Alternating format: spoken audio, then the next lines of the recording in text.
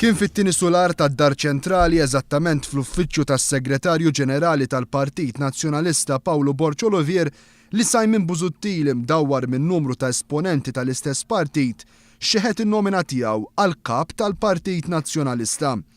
Filwaqt li xeħet in-nomina tiegħu Busuttil irringrazzja personalment lil Paolo Borciolovier għal dak illi fi kliemu sejħilha bħala ħidma kbira illi jagħmel bris il-Partit Nazzjonalista. Għamlu l-okkazjoni biex nirringrazzja pubblikament il-Paul Borciolovier għax-xogħol tiegħu li għamel bħala Segretarju Ġenerali. Għalkemm Simon Busuttil ġie deskritt minn ħafna esponenti nazzjonalisti bħala wieħed mill-ingredjenti ewlenin għall-akbar telf elettorali li ġarrab il-Partit Nazzjonalista u ġie innominat minn 10 membri ewlenin fih dan il-Partit Nazzjonalista.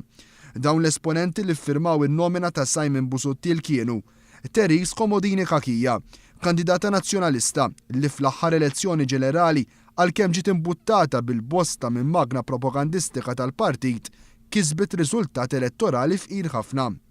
Karola Kwelina, sindku tal-lokalità tas-Siġġiewi u President tal-Kulleġġ tal-Kunsilliera tal-Partit Nazzjonalista.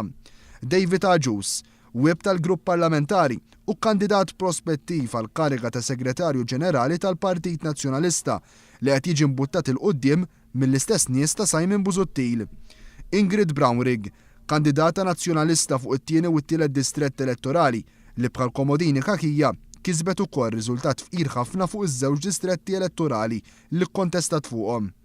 Ryan Kallus, membru parlamentari nazzjonalista ġdid fuq is-7 distrett elettorali u ex-viċi sindku tal-lokalità tas-Siġġiewi.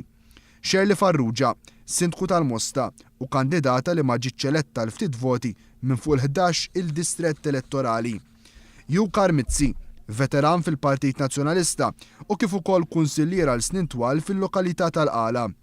U Christabel Bejjer, attivista żagħżugħa fih dan il-Partit Nazzjonalista li fil-passat kienet waħda mill-persuni li mexxiet il-kampanja elettorali tal-Ewroparlamentari David Casa. Interessanti li kien biss David Agius l-unika membru parlamentari nazzjonalista mill-leġislatura li għaddiet li nnomina lil Simon Busuttil għal din il-kariga.